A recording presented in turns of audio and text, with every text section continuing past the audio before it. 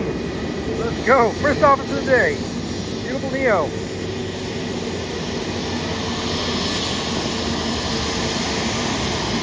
Welcome back, everyone. Welcome back to another stick shift. And as you've noticed, I haven't really posted a longer video in quite some time. And I'll be honest with you, sometimes life gets in the way, sometimes work gets in the way. And it's been quite a busy couple of weeks. It takes a lot of effort to put these long videos together. And it's not like I got a team of people doing this. It's just me doing this on my days off. But no worries. I'll always try to give you guys good entertainment and some education. Without further ado, let's get into this. This week's video is going to be kind of a blend of 3 different weeks of work. So I'm going to show you a bunch of quick little fixes and things that we did throughout the week. Some of the information might be repetitive, but you know, it's always good for a nice little recap. Okay, buckle up. The first thing we got is our beautiful 321 Neo, and this one is coming in for a quick little transit check.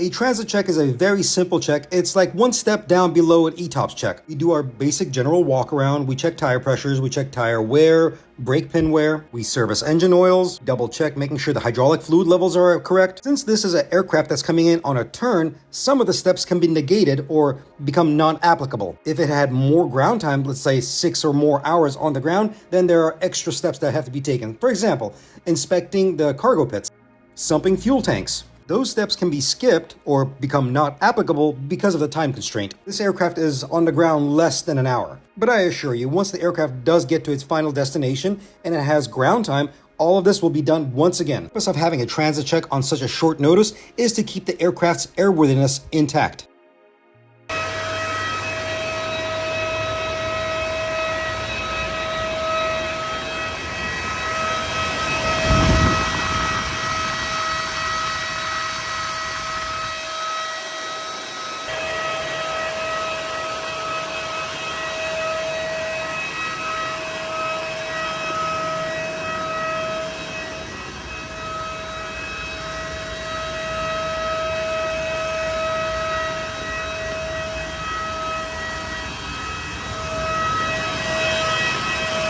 The CFM LEAP 1A is such a gorgeous engine in my opinion. It is just a work of art for me. I never get tired of looking at it. It's just beautiful. All right, another Neo coming up.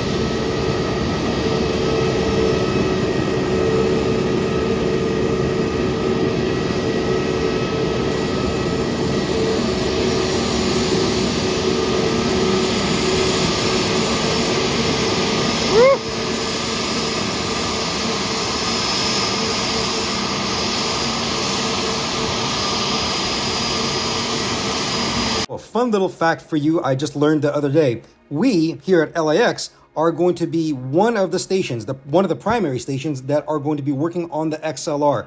We already have one that's been delivered. It's being retrofitted interior-wise. It's going to replace our transcontinental models, the T models. I am very excited about this, and I can't wait to show it to you and share it with you. I think the XLR is going to be one of the most successful narrow-body aircraft. But I also have to get training for it. We call it difference training. I had to have it for the Neo and as well as for the Maxes. And we will have one for the XLR because there are some differences. Yep, we gotta change the bottles.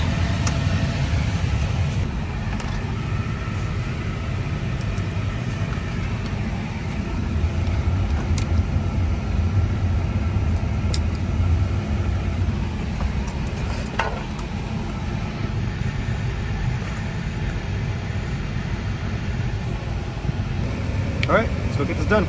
Welcome to one of the 4 equipment bays of the 321 Neo. This is where the oxygen bottles live, and these bottles, this oxygen, is for the crew only. It's a completely separate system than the passenger oxygen system. Those work off of oxygen generators. I've talked about those before. Not 1 bottle, but 2. Both of them were below the limits. This is an ETOPS check, by the way. Minimum PSI for the bottles is 1350. I've shown this before many times, and the most common question, especially from my fellow technicians, my colleagues, how come you don't just service the bottle? Well, for us, we have our own dedicated oxygen shop that services and rehydrostats these bottles. So for us, we simply just change the bottle. The old bottle will go to the shop. They will do what they need to do, recertify it, reservice it, and back into circulation it goes. So these bottles are super nice because these are the modern bottles. They're the composite style, super lightweight. The older bottles were steel, heavy as heck. thing that is universal when it comes down to oxygen bottles, they're always green. It's called Aviator's Breathing Oxygen. The concept behind Aviator's Breathing Oxygen is it's very moisture free. If I remember correctly, I believe it actually holds a higher standard than medical oxygen. Correct me if I'm wrong on that one, so I'm not 100% sure on that. Make sure to always keep your tools extra clean, no grease, no dirt, no nothing. Pure oxygen does not mix well with dirt or grease. It will be a potential for an explosion. And trust me, I keep my tools very clean when I do this. I do not want to be picked up by a sponge. Prior to even touching the bottles, you saw me earlier deactivating the system, and the job itself is very simple. Remove the main supply line and then remove the overpressure line. Make sure to put on the protective caps because you don't want to damage the threads. The rest is just held on by 2 clamps, which is on the body of the bottle. Oh, and by the way, now I gotta say this in every one of my videos. I am not your maintenance manual. Follow your policies and procedures. Follow your maintenance manual. This is for reference only. Also, I do not show every single step of the job, and don't worry, I'm gonna leave all this verbiage down in the description as well. Anyway, back to the bottle. Removing the overpressure line. Purpose for the overpressure line, if there was any kind of overheat or a fire within the equipment bay, you want that oxygen to go overboard. You don't want that bottle exploding within the equipment bay. As soon as it reaches a certain temperature, the overpressure line will burst a disc on the fuselage or the skin of the fuselage, and it will dump the contents or the oxygen within the bottle overboard. It's usually a green little disc.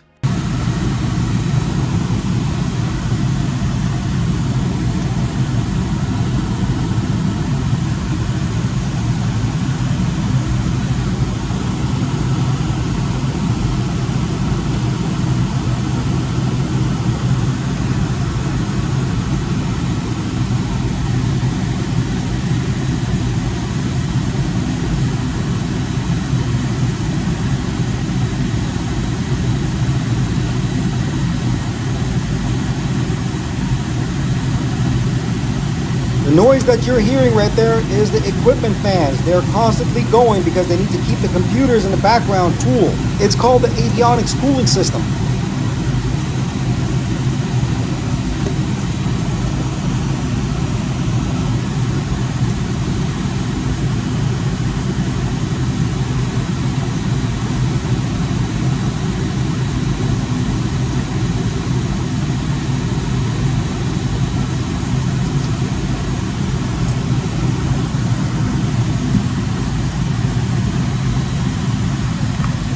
Here's a nice little representation of how lightweight these bottles are. If I remember correctly, I think it was around 26 pounds or so. We as technicians love this because, like I said, the older bottles were steel bottles and they were incredibly heavy.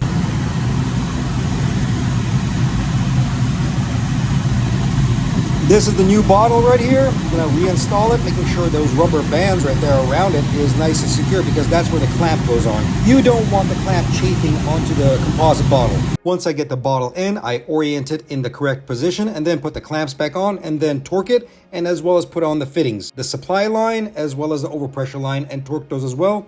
And then after that, we do a leak check. It is the exact same procedure on the other bottle as well. And once we're all set and done, we go upstairs, we push the breaker back in, and then the push button, and then we test the system through the oxygen masks for the pilots. Now your question is going to be, well, how come the oxygen is being depleted? Well, because before every single flight, pilots always test the system. Okay.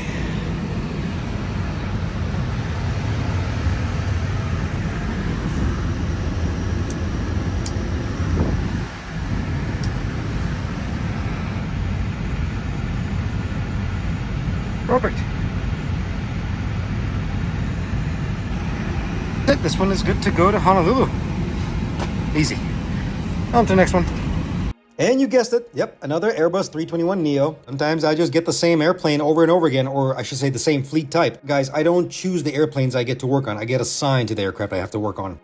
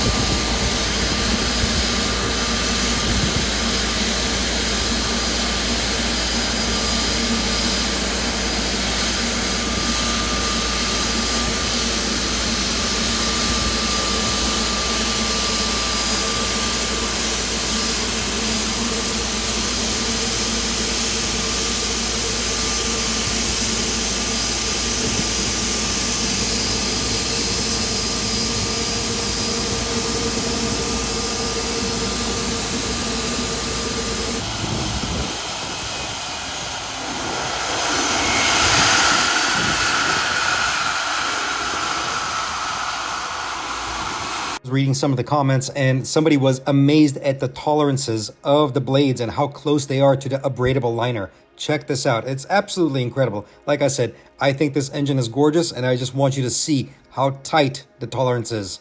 Looks like at the leading edge portion of it, it's around 5/32 of an inch. If you look towards the trailing edge of the blade, it's even less than that. It goes down to about 2 or 1/32 of an inch. You have to remember, these blades do stretch when they are in centrifugal forces. A braidable liner is meant to take the punishment. That's why you see the scrapes right there. But it's also a visual cue for us maintenance for blade creep. Blade creeping is when the blade is extending or stretching too much. There are limitations to this. But overall, I just wanted to show you how beautifully and well precisely engineered this is.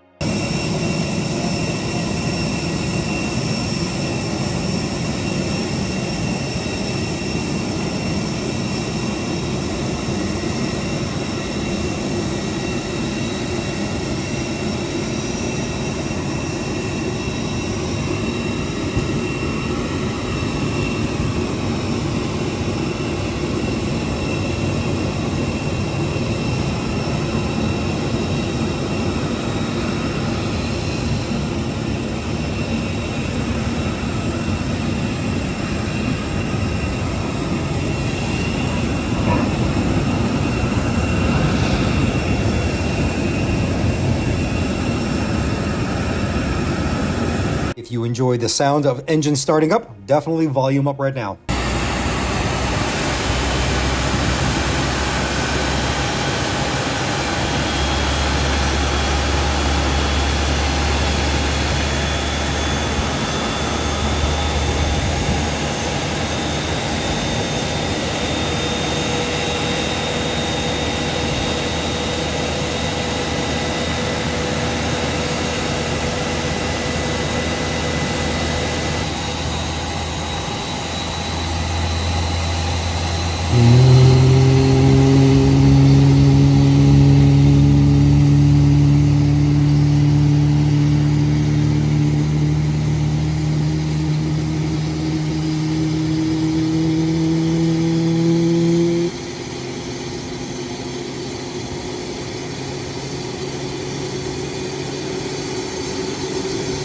I absolutely love that sound. But anyway, got a chance to go to the other side of the field and saw a relic. Ladies and gentlemen, what you're looking at here is a 737-500, and this is a very rare thing to see. Not many of these still flying around. Notice the tail end only has one hole. That's for the APU exhaust. If you're a fan of the 737 and you've been watching my videos as well, you'll spot the difference immediately. There's a lot of things missing right here on this Dash 500.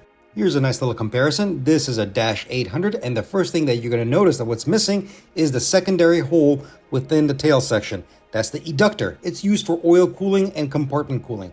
The second thing you're going to see that's missing is the tail skid. Why? Because the Dash 500 is a shorter aircraft. Now let's take a look at a Max. This is a Max 8 going back to a singular tailpipe because they relocated the eductor to the intake of the APU inlet door. But as you can see, there's also a tail skid here involved. It's always fascinating to me the evolution of the 737, and the Dash 500 is very special. Take a look at the flap configuration as well. Notice the difference between the earlier images that you saw on the canoes or the movable fairings for the flaps. Now, interestingly enough, as old as this aircraft is, it still needs to be upgraded to a certain extent. Obviously, it's equipped with the CFM engines that are for the 737, but one thing you're going to notice right here is the winglets.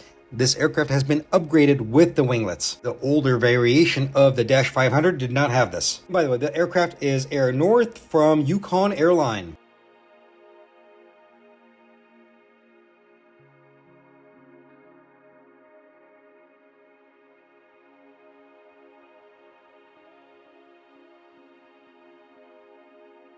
Back to work in the morning, and now we're back to the wide bodies, not this beautiful 777 over here. We're going to be working a 787, our lovely plastic princess. We're going to be doing an ETOPS check and sending it out to Haneda. There she is. Let's go.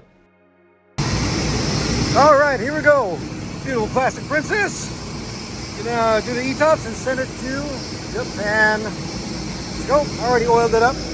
Quick little walk around, the usual.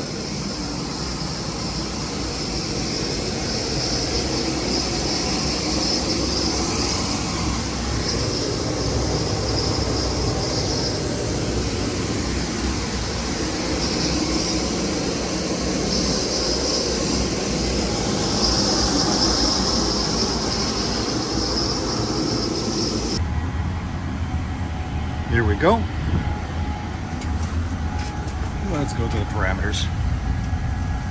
That's the statistics page. It gives you hydraulic quantities on our 3 systems, left, center, and right. Your APU status, crew oxygen, liquid cooling, because this aircraft does have liquid cooling for its avionics. And the rest of these messages is because the IRS is not aligned, inertial reference system. But yeah, so far so good. Let's go to maintenance and double check on our VFSGs, making sure all is normal. Good. And then we'll just go through the rest of the parameters of checking gear pressure and whatnot, or tire pressure. Quick little walk around. See, that's what happens. I get here and she starts sweating, getting nervous. I'm just joking. So far so good. This thing is pretty much done. Tops is completed. And a nice quick little final walk around, make sure everything's good.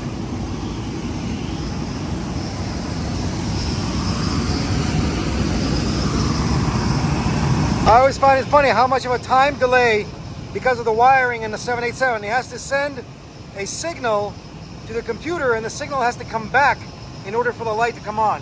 Watch.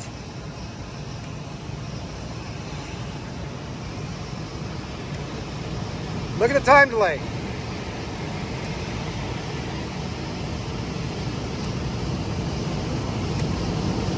So this is a very interesting topic, so let's get into this. Why is there a time delay when I flip a switch for a simple light? To truly understand this, you need to understand how the 787's infrastructure of its data buses is designed and how it sends and receives signals. Light source itself is requiring 28 volts DC. Now, how it receives that voltage, it has to go through multiple amount of computers just to get that power. Let's break it down. On the 787, there are certain systems that run on very particular data buses, in particular the ARINC 664. You can go as far as saying that it is a digital/virtual data bus because it's utilizing either Ethernet or fiber optic cables. You also have to remember that the aircraft is a composite fuselage. Like traditional aircraft that are made out of aluminum, need some kind of current return, right? With the 787, it has its own current return network, a series of wires that are embedded within the fuselage. Let's not get ahead of ourselves. Let's talk about the switch and why the delay is happening. The way the system is configured is when you flip that switch, it has to go through multiple amount of computers to send a signal and then receive the signal. Once I flip that switch, it is going to the RDC, the remote data concentrators. The signal then is taken and sent to the CDN, the Common Data Network. The Common Data Network will send it to the CCRs. There's 2 of those. Common Computing Resource Cabinets. Cabinet then will take that signal and send it to the RPDU,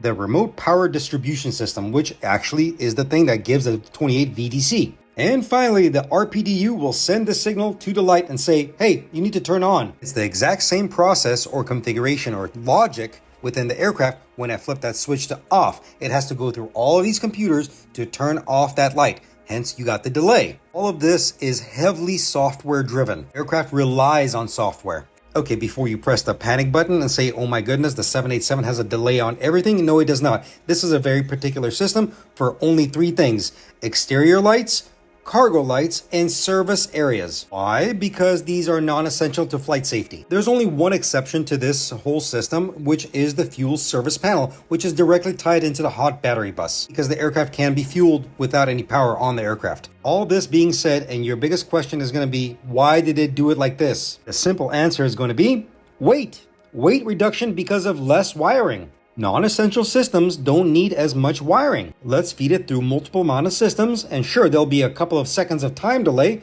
but you really don't need the wiring for it. This ties back to why we have a composite fuselage, and also why you have a current return network.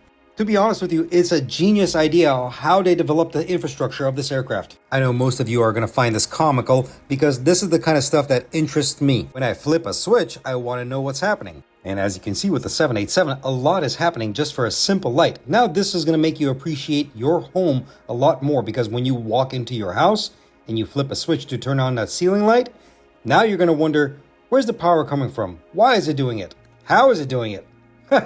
Anyway, let's keep going. Funny, huh?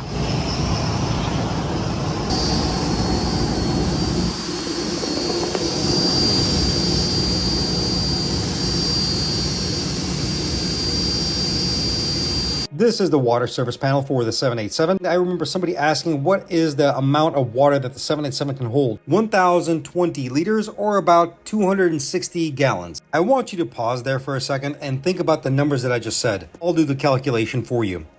I just said 1,020 liters. That's equivalent to over 2,000 pounds. That is pretty close to a metric ton of just water. We're not even talking about the weight of the tank or the aircraft or anything else, just water. Nice little fun fact for you, the 747 can take off close to being as heavy as 1,000,000 pounds. Wrap that around your head.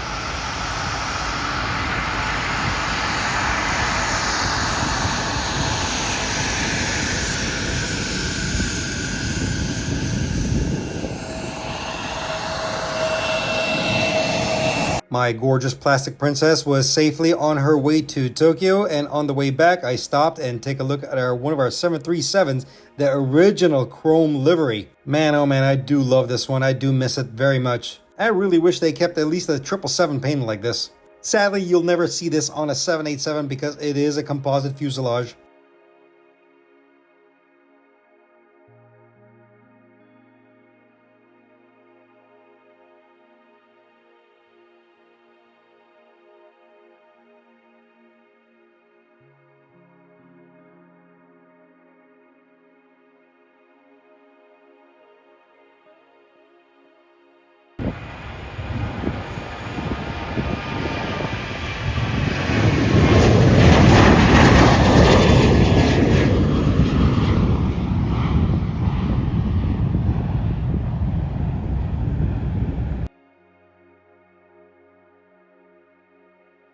The midday rolled around, got to capture some beautiful airplanes taking off and landing. Our next aircraft is going to be another 787, but this one didn't need any maintenance at all. All I had to do is just simply oil it because it was going to stay overnight. I know I've shown a million airplanes rolling in and rolling out, but for me, it's just pure happiness for me. It never ceases to amaze me at the beauty of the technology of these airplanes and just aesthetically pleasing. And the cherry on top for me is I get to work on them. So yeah, it's a win-win situation for me.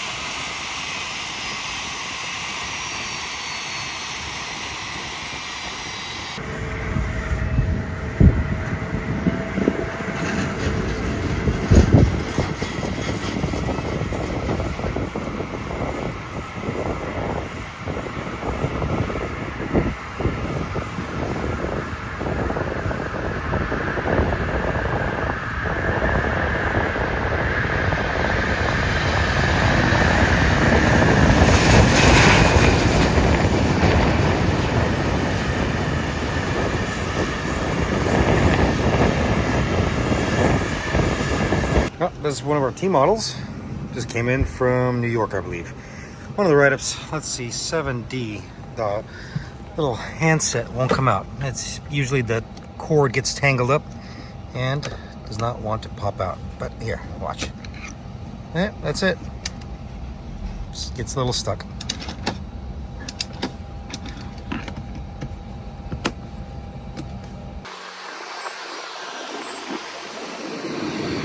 Wind is blowing pretty hard, no hydraulics, so you're gonna get the deflection on the rudder right there. Full deflection, to a point where even the joints are exposed. Pretty cool.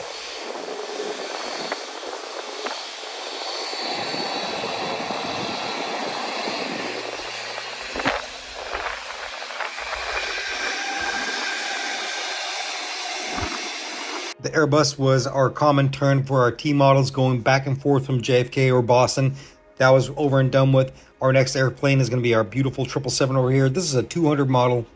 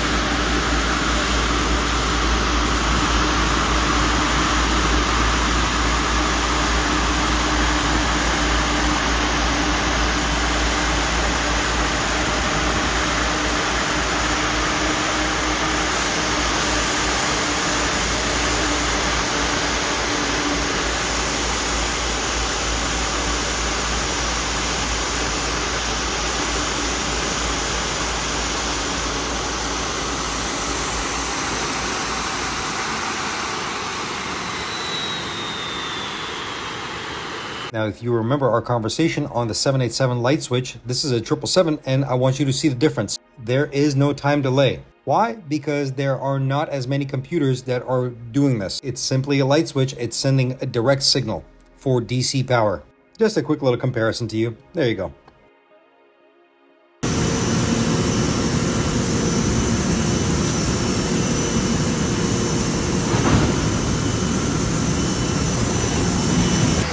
Looks like the aft cargo is still loaded. But we're going to do a quick little look-see on the bulk cargo pit. Make sure everything's okay.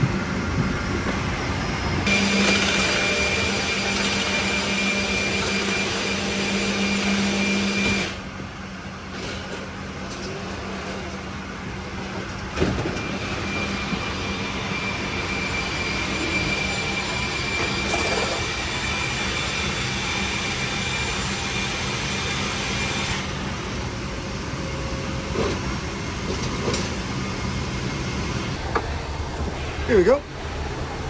It's a good, healthy airplane. All the parameters are looking lovely. Look at that. That's beautiful. And that's just because the battery. Watch, it'll go away. Ah, focus for me. Abracadabra. Focus, focus. Go away. There you go. Wait, we don't need the battery on right now, so. Okay. My partner already went through the parameters. Let's go walk to the cabin. One thing about these seats, these armrests, always got to make sure that they go fully down, they stay down. It's just always good to double check it because, let's say in case this wasn't working, if we had to defer it, we'd have to defer it in a stowed position just in case of emergency evacuation egress, you know? If you got to get out of the seat, on takeoff and landing, I believe these are stowed down. So just in case anything, you can get out easily. But it's good to double check these. Make sure they stay down. Airplane just came in. They haven't cleaned it yet, so this thing's going out to Heathrow. Came from Heathrow and going right back out to Heathrow. I tell you what, passengers do not make it easy on the cleaning crew. They definitely leave a mess. Oh, look at that. Sorry, we'll tuck that in. That's easy. Sometimes these little pouches, they pop out. It's just covering the spring. Just like that. You know that flight attendants walk around and ask for your trash. You know that, right? Before landing. It's okay to give it to them. They got a big trash bag.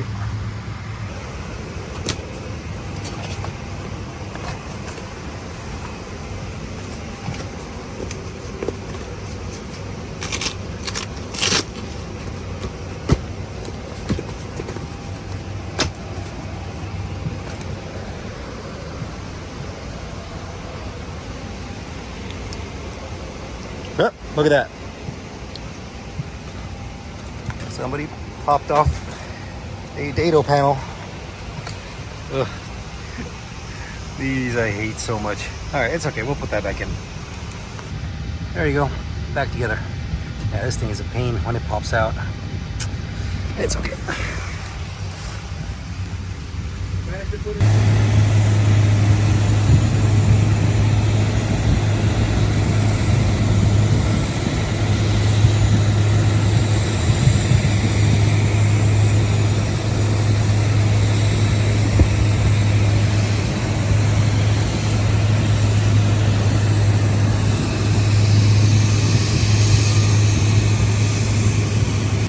Good morning. We begin our day with another 777, and somebody lost their phone somewhere down the cracks of the seat. This should be fun. All right, let's get this thing up and try to find it. Hopefully we can find it. Man, oh man. Well, whoever this was, I hope you enjoyed your KFC.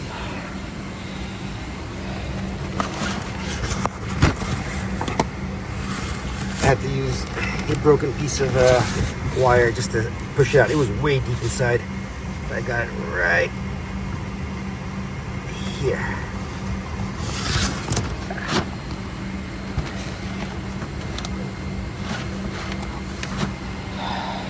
There you go. Voila. Now get it back to the customer. Okay, now we're back to another Airbus, and this time we got the pack bay open. This is the number one side, the number one pack. I've done a deep dive on how the pack system works on this aircraft. It's in my older videos. So right now, let's just talk about what we're looking at here and what the problem was and how we found it. So the pack system is part of the bleed system, which is part of pneumatics. There is hot air running through these ducts. There's also a monitoring system that detects any kind of leakage outside of these ducts. There is a loop system that is intertwined not only throughout the leading edge of the wing, but as well as into the belly. The loop system connects to a computer called the BMC, the Bleed Monitoring Computer. In case there was a duct rupture or a leak within any of these ducts, either in the belly or the leading edges of the wing, those loops will pick it up because it's sensing over temperature. It will send that data to the computer will generate a fault within the flight deck. Now what you're seeing here is a pipe or a duct that's connecting the ACM, the air cycle machine, and it's going to one of the heat exchangers. We've already taken it apart because we already found the leak. It was a bad O-ring, a bad seal. When the air conditioning system was running, it was filling up this area, this cavity, full of hot air, and those loops detected it. And you're gonna see the little loops. They're gonna be two little wires going across the ceiling of that area. Okay, here we go. Take a closer look right here. Do you see those two little wires right there? Those are the loops. Very smartly placed on the ceiling of the compartment because guess what? Heat rises. All of the yellow that you're seeing, that is just insulation. The big yellow component that's wrapped right there, that is the ozone converter. And if you look further down into the bay, that's where you're gonna find your IGGS or your NGS system, nitrogen generating system.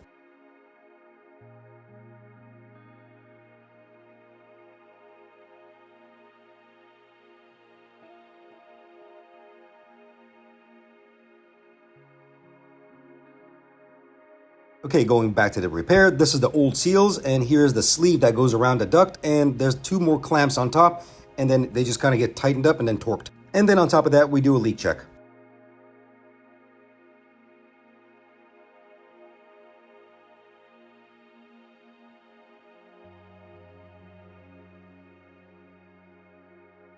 Here's a quick little diagram for you of what the components are within the system. Feel free to pause and take a look at that.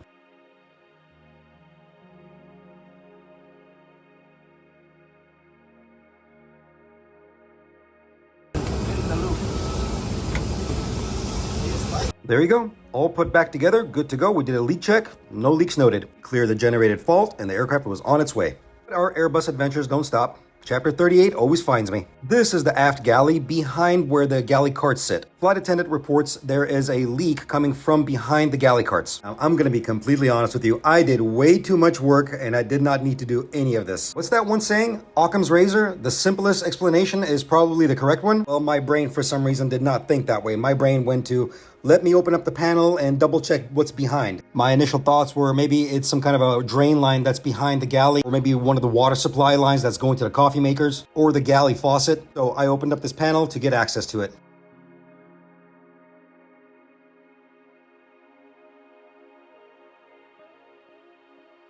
Let's take a quick little peek inside, and the first thing you're going to see is all the white stuff. That's insulation. And I started inspecting, making sure that there's no residual or anything going into the bilge bay. And don't worry, if there was any kind of leak and water does go down into the bilge bay, there are belly drain ports that it will drain the water eventually. It's not going to get stuck in there. The more I looked around, to my surprise, there was nothing there. Some residual wet spots, and that's usually from condensation or just people spilling things onto the floor. I simply could not find a leak. I even ran the coffee makers and the faucet. So if you're wondering what those two circular things are, those are safety valves for pressurization. Those things prevent the fuselage from getting too high or too low of pressure. They will either let pressure in or let pressure out. Anyway, back to finding this leak. Residual dried up portion that you see there, that is where the trash can lives. Keep that in mind because that's where the problem is actually happening. Well, figured it out. It wasn't anything back there. They overfilled the trash can. It leaked all out.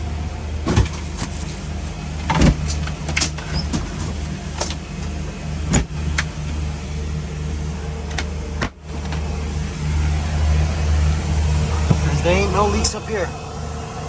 Nothing. It's all dry. That's just old stuff.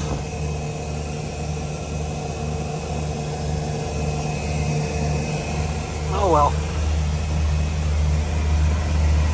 Said all of that work for finding nothing. Simply overstuffed the trash can with fluids or cans that still had fluid in it, and it just spilled out and it dumped all over the floor. But hey, at least you got to see what's behind the panel. There you go. That was funny. All right, let's put this thing back together.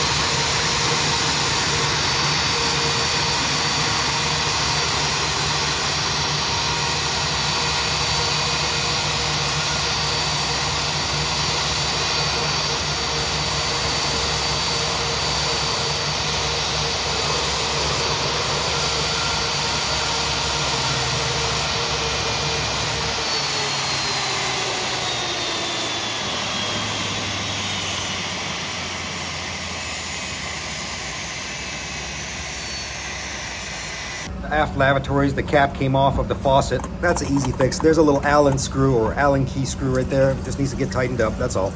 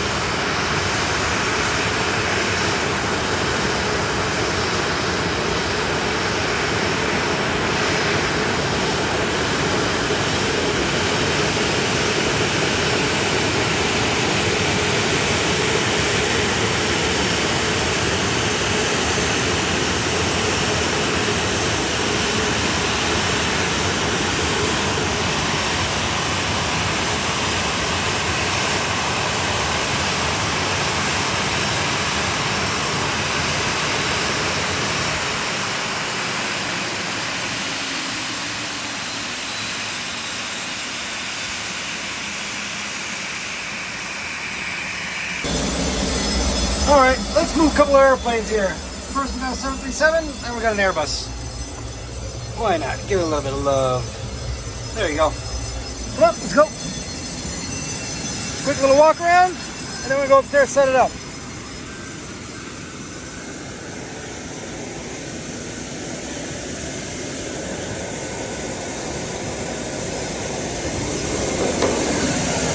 Well, the rest of this video is going to be brake riding, so stick around if you enjoy that. This can be the 737, and then we got an Airbus, and that's about it.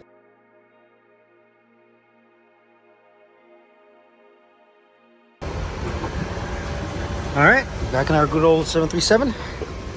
Got the transponder already set up. Let's go. Go for a quick little ride. Kia Bravo United 1451. Cabin 3524, clearing Juliet. 3524 on the ground, taxi straight ahead, turn left on Charlie, November, north route. Charlie November, north route, cabin 3524. Aircraft 027 heavy on the ground, turn right on Bravo, hold short of November. Right on Bravo, Los Santos, Naranda, F1 027.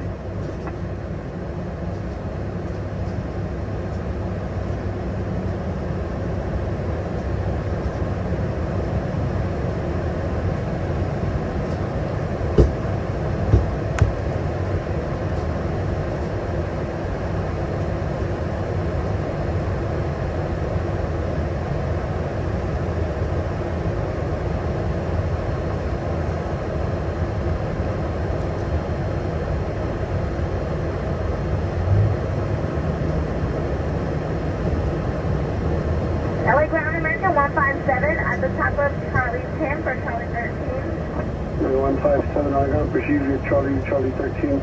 Charlie 13, American 157. Aircraft 027 heavy, proceed, continue taxi November, November 2, the ramp after the regional jet. After the regional jet, November 2 to the ramp, F1 027.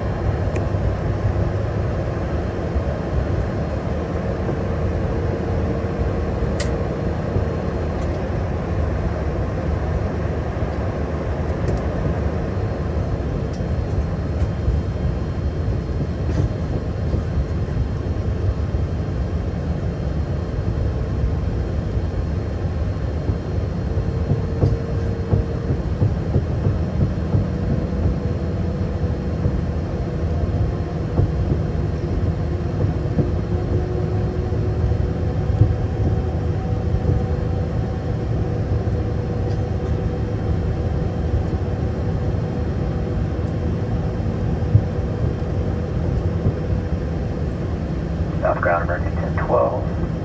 Checkpoint 2 on Papa. We're at 1012 on the ground, taxi via Bravo, hold for Juliet. We're at 48 Bravo. American 147 coming up, checkpoint 2. American 137 heavy on the ground, taxi via Bravo, hold short of Juliet. Bravo short of Juliet, American 137. Ground emergency 1012, confirm that was Bravo short of Juliet. American 1212, affirmative.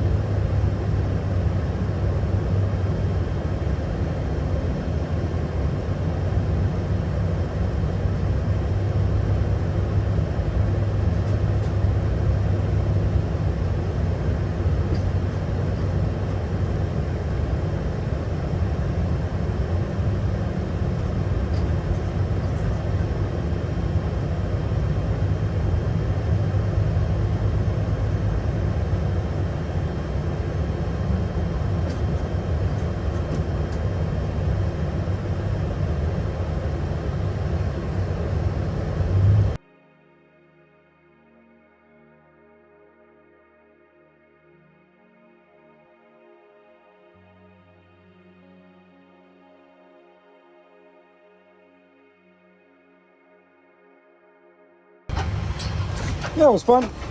All right. That's about it for this. Hydraulics off. Beacon off. I already had the APU cooling down with the APU bleed off.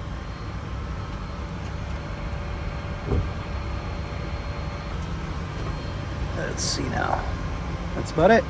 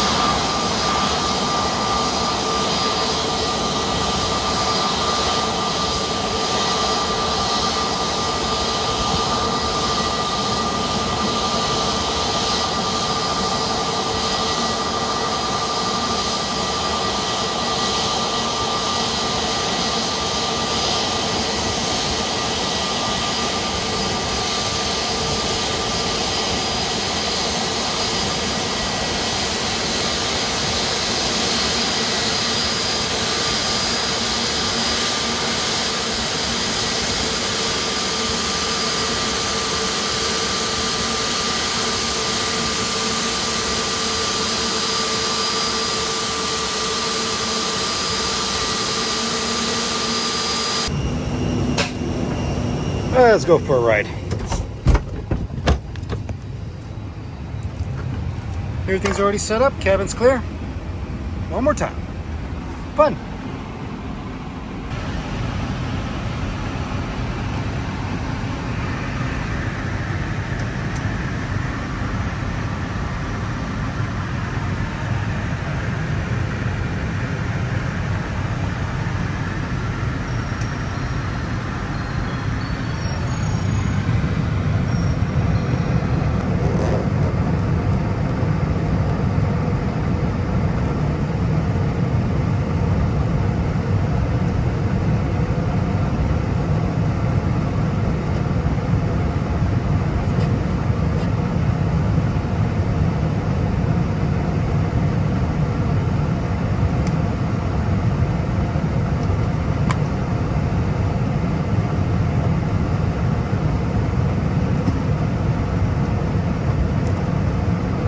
Alaska 1468, checkpoint 2 for 64 Bravo.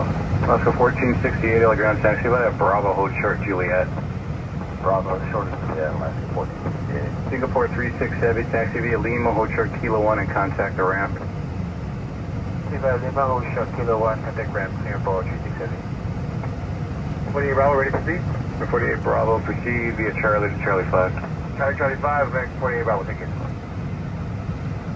Ready Whiskey Romeo, hold short Foxtrot, monitor tower 120.95. Sure, Foxtrot 120.95, remember 180 was coming clear. Good.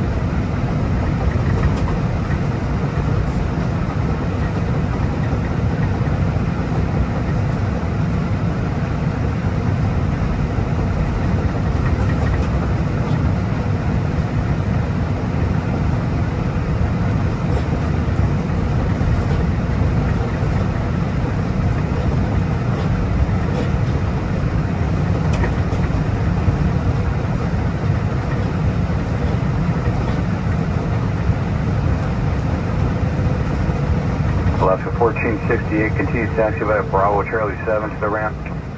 Bravo, Charlie 7 ramp, excellent.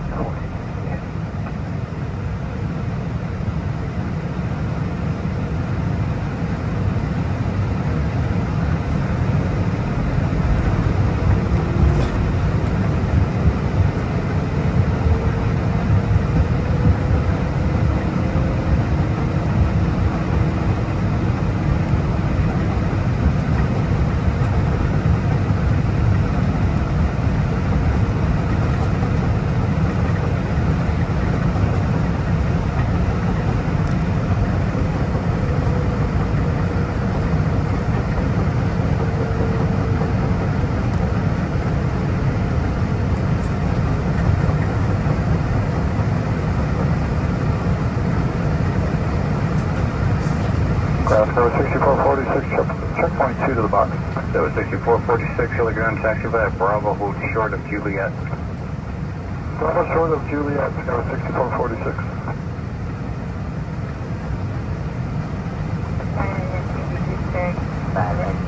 1983 Telegram, taxi via Bravo, Charlie 6 to the ramp. From Iberia to Julie Heavy on 9 Kilo, Zero Charlie. Iberia 26 Romeo Zulu Heavy yellow ground, runway 25 right, taxi via Bravo, hold short Juliet. We taxi for runway 25 right, Bravo, hold short Juliet, Iberia 26 Romeo 2.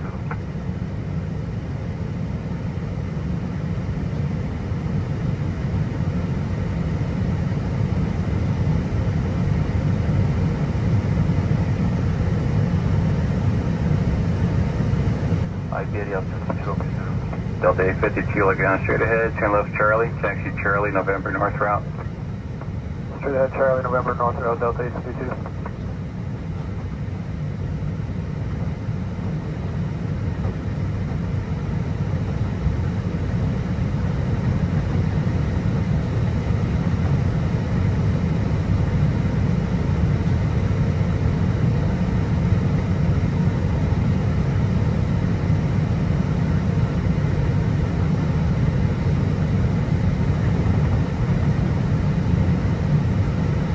That was 6446, continue taxi via Bravo, Charlie 5, Charlie to parking.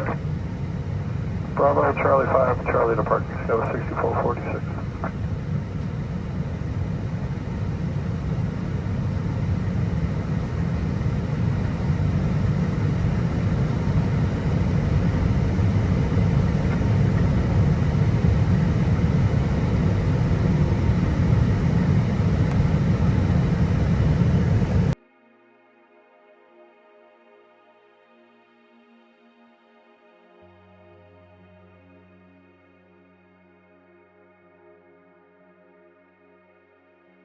Ground flight, please, over.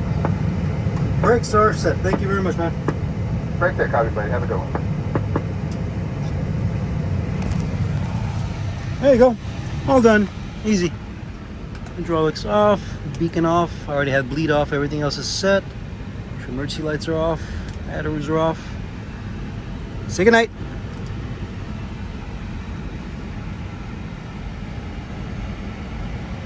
It's gonna take a second. Still cooling down. There it goes.